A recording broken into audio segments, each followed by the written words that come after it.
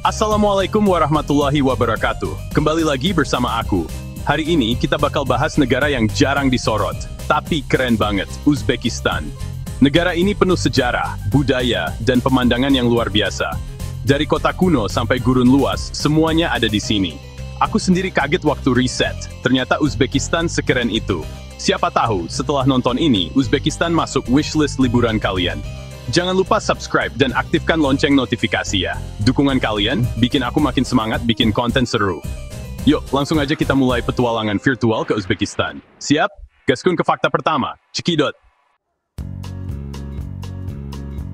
Fakta pertama, Uzbekistan adalah negara tanpa laut, alias landlocked. Tapi uniknya, Uzbekistan doubly landlocked, dikelilingi negara-negara yang juga nggak punya laut.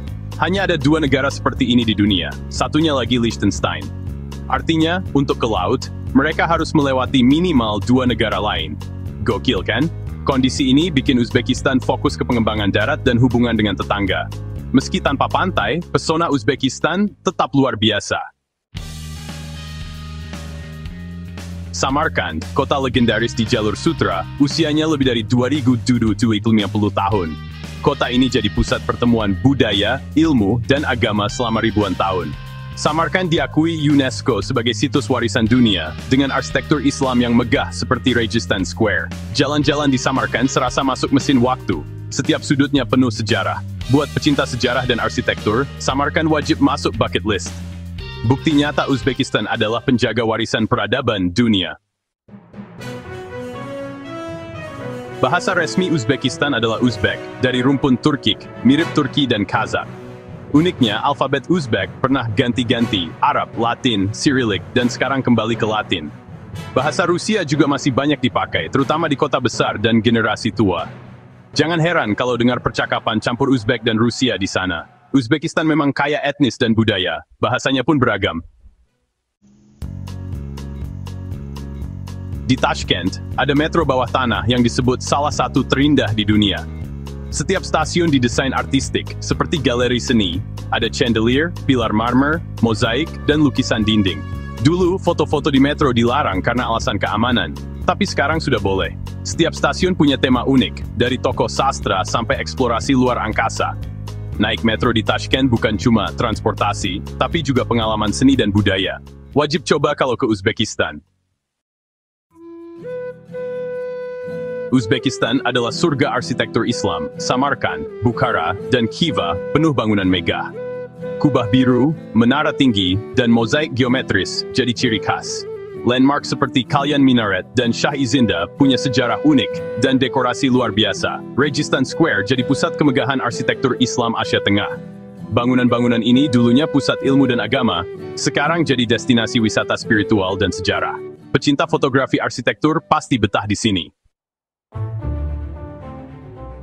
Uzbekistan adalah salah satu produsen kapas terbesar dunia, disebut emas putih. Ladang kapas membentang luas, jadi tulang punggung ekonomi dan sumber pekerjaan utama. Sejak era Soviet, kapas jadi komoditas penting dan kini diolah jadi tekstil berkualitas. Pemerintah berupaya membuat industri kapas lebih berkelanjutan. Kapas Uzbekistan, bukti kekayaan alam dan inovasi negara ini.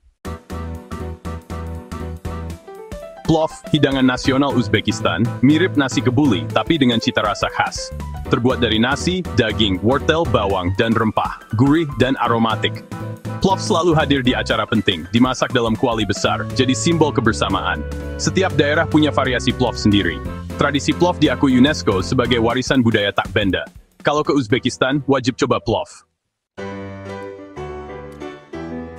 Teh hijau atau kok choy adalah minuman utama di Uzbekistan. Selalu ada di setiap kesempatan. Teh disajikan dalam mangkuk kecil dan menuangnya nggak boleh penuh sebagai tanda hormat. Minum teh bersama jadi simbol keramahan dan persahabatan. Chai khana, rumah teh tradisional, jadi tempat bersosialisasi favorit. Budaya ngeteh sudah mendarah daging di Uzbekistan. Pecinta teh pasti betah di sini. Gurun Kizilkum, Pasir Merah, adalah salah satu gurun terbesar dunia membentang di Uzbekistan. Meski tampak tandus, gurun ini punya ekosistem unik. Ada reptil, rusa gurun, dan oasis kecil. Dulu Kizilkum jadi rute penting jalur sutra. Iklim Uzbekistan dipengaruhi gurun ini, panas ekstrem di musim panas, dingin di musim dingin. Lanskap gurun memberi pesona eksotis dan jadi destinasi petualangan seru. Naik unta atau camping di gurun, bisa banget. Nowruz, perayaan tahun baru musim semi, jadi festival paling meriah di Uzbekistan. Dirayakan tiap 21 Maret, penuh baju tradisional, makanan khas seperti sumalak, musik, dan tarian. Suasana penuh kebersamaan, saling mengunjungi, dan berdoa untuk tahun baru. Nowruz diakui UNESCO sebagai warisan budaya tak benda. Festival ini simbol harapan, persahabatan, dan kelahiran kembali alam. Kalau ke Uzbekistan bulan Maret, jangan lewatkan Nowruz. Gimana? Serukan petualangan virtual ke Uzbekistan. Banyak fakta unik yang bikin melongo. Dari sejarah, budaya, sampai kuliner, Uzbekistan memang luar biasa.